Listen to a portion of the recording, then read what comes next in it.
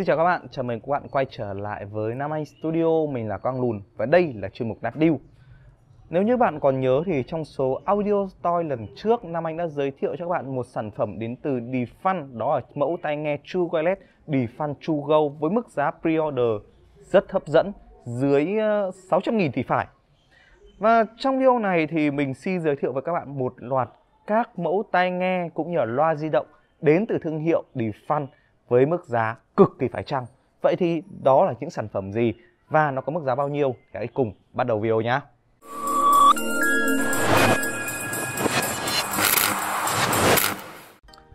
Sản phẩm đầu tiên mà mình muốn giới thiệu với các bạn đó là mẫu tai nghe có dây Defun D331. Đây là một mẫu tai nghe với thiết kế in-ear, có nghĩa là mẫu tai nghe đút vào tai á, với thiết kế cũng khá là nhẹ nhàng, tích hợp thêm với mic thoại giúp cho việc là nghe nhạc cũng như là gọi đàm thoại nó trở nên dễ dàng hơn.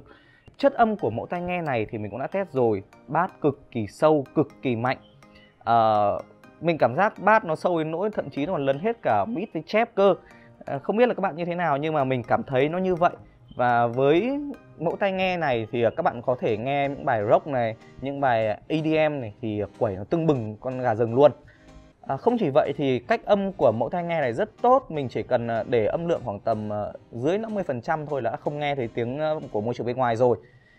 Với mức giá dưới 200.000, chính xác là 170.000 thì phải, hoặc là 169, mình không nhớ rõ lắm. Thì mẫu tai nghe này mình cảm thấy nó còn ngon hơn một số mẫu tai, ví dụ như là mẫu tai AKG hay là B&O mà mình đã từng giới thiệu ở video lần trước rồi đấy. Sản phẩm thứ hai là sản phẩm mà mình thấy nó khá giống với mẫu tai nghe mà Nam Anh đã từng giới thiệu, mẫu tai nghe Defun True Go ấy, đó chính là mẫu tai nghe Defun D341. Vì sao mình lại bảo thấy giống? Vì đơn giản là như này. Mẫu tai nghe này có phần tai nghe giống hệt mẫu Defun True Go, nó giống hệt luôn. Nếu như các bạn là cắt hai cái dây đi thì không khác gì mẫu Defun True Go. Hơi khác một chút vì Defun True Go nó sẽ có cái phần hơi tròn tròn ở đây, còn ở đây thì nó dẹt. Về cảm giác đeo của mẫu tai nghe thì mình cảm thấy rất là chắc chắn, nó không có bị bí tai quá so với mẫu tai nghe Defun D331 mà mình vừa giới thiệu. Nhưng chất âm thì mình cảm thấy bass nó sẽ không được sâu bằng, do là nó không được gắn thẳng vào tai để có thể thu được nhiều âm bass nhất. Nhưng chất âm thì mình cảm thấy rất là vừa phải, thích hợp cho các bạn nào nghe tạp, nghe mọi thể loại nhạc luôn. Thì mẫu tai nghe Defun D341 này mình cảm thấy lại ok hơn. Đó là hai mẫu tai nghe với mức giá tương đương nhau, ở dưới 200.000, chính xác là dưới 170.000 luôn. Vậy thì các bạn sẽ chọn mẫu tai nghe nào? Hãy vui lòng click vào cái phần link mua hàng mà mình để bên dưới nhé. Sản phẩm tiếp theo mà mình muốn giới thiệu thì lại phù hợp với các bạn nào muốn mua một tai nghe Bluetooth nhưng lại muốn là mua tai nghe đấy để phục vụ cho công việc, có nghĩa là tập gym này, chạy bộ này, hay là chơi các môn thể thao khác mà sợ mua tai nghe True Wireless thì nó rơi. Sản phẩm mà mình muốn giới thiệu là mẫu tai nghe Defun D431. Đây là mẫu tai nghe Bluetooth và cái thiết kế về phần tai nghe khá giống với mẫu D331 và nó có một cái quàng qua cổ ở đây giúp cho việc các bạn có thể là thể dục thể thao, hoạt động mạnh mà nó hoàn toàn không bị rơi mẫu tai nghe này ra. Vì rơi thì vẫn còn có một cái dây qua cổ cái này. Chất âm thì mình cảm thấy đầu tiên đó chỉ là âm bass rất là sâu. Mình cảm thấy Defun ấy, tất cả các mẫu tai nghe của Defun âm bass làm rất tốt, rất là sâu và rất là trầm. Còn giải mid và giải chép của mẫu tai nghe này thì mình cảm thấy nó ở mức vừa phải. Vocal mình cảm thấy nghe vẫn ổn. Nói chung là về thế mạnh của các mẫu tai nghe mà mình đang giới thiệu ở đây thì đều có một cái, đó là âm bass rất là ngon. Về âm lượng của mẫu tai nghe thì rất là lớn, mình chỉ cần để lên khoảng tầm 50 thôi là đã thấy nghe tương đương với các mẫu tai nghe khác rồi. Và mình không hề nghe thấy cái tiếng âm thanh bên ngoài được nữa. Thế nên nếu mua sản phẩm này về thì các bạn nên chỉ để âm lượng khoảng tầm dưới 50% thôi, thế là đủ nghe quá rồi. Và mình cảm thấy khá là hay khi Defun đóng gói 3 mẫu tai nghe này vào những cái gói zip này. Nó cảm giác là nó khá là buồn cười. Nó không phải là cái hộp xịn sò như là các mẫu tai nghe bình thường khác, nhưng mà đóng vào cái zip như thế này thì mình cảm thấy nó tiện hơn. Nó sẽ giảm thiểu chi phí, từ đó thì sẽ giảm thiểu cái giá bán đi và cho chúng ta những mẫu tai nghe giá rẻ hơn mà chất lượng lại tương đương với các mẫu tai nghe 200.000, 300.000 bình thường khác.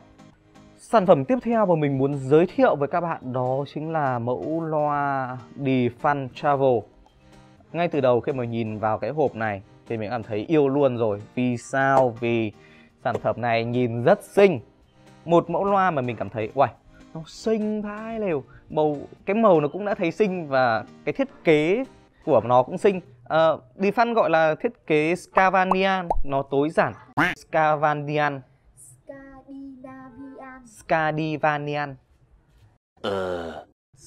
Scandinavian rồi. Với lối thiết kế là Scandinavian thì nó thật sự là đúng không? Với lối thiết kế A few moments later. Với lối thiết kế Scandinavian, một lối thiết kế đơn giản với mọi thứ, các nút bấm rất lớn nhưng lại rất hài hòa. Với cái thiết kế rất giống như một cái khối Rubik ấy, thì mình cảm thấy mẫu loa này có thể gọi là thu hút ánh nhìn ngay từ lần đầu tiên rồi. Với mức giá của nó thì mình cảm thấy mẫu loa này đủ nghe và đủ dùng. Mỗi tội là nếu mà nghe với âm lượng hơi to thì cảm giác nó hơi vỡ một tí mà thôi. Còn với màng loa lớn lên đến 45mm thì hoàn toàn có thể đáp ứng cho các bạn có thể nghe trong cái phòng bình thường. Các bạn có thể mua mẫu loa này về để thay loa laptop này. Vì đây ngoài việc là sử dụng Bluetooth để kết nối thì các bạn hoàn toàn có thể kết nối loa này trở thành một mẫu loa bình thường qua cái cổng sạc của nó. Vừa rồi là mình vừa giới thiệu các sản phẩm âm thanh đến từ nhãn hàng Defun. Đây là một nhãn hiệu đến từ Thụy Điển và có mặt gần 5 năm nay rồi. Và chất lượng sản phẩm như thế nào thì mình cảm thấy rất tốt, build rất là hay. Mình cảm thấy là hay vì nó đều tối giản và đặc biệt là mẫu loa này rất là đẹp. Đó là những cái gì mà mình vừa giới thiệu trong sản phẩm Sonat Deals lần này. Các bạn thấy sản phẩm nào thú vị, các bạn muốn mua sản phẩm nào hãy vui lòng click vào cái đường link mua hàng mình để ở phần mô tả và mình ghi ở phần comment. Còn video đến đây là hết rồi. Xin chào và hẹn gặp lại các bạn trong số Sonat Deals lần sau. Bye bye.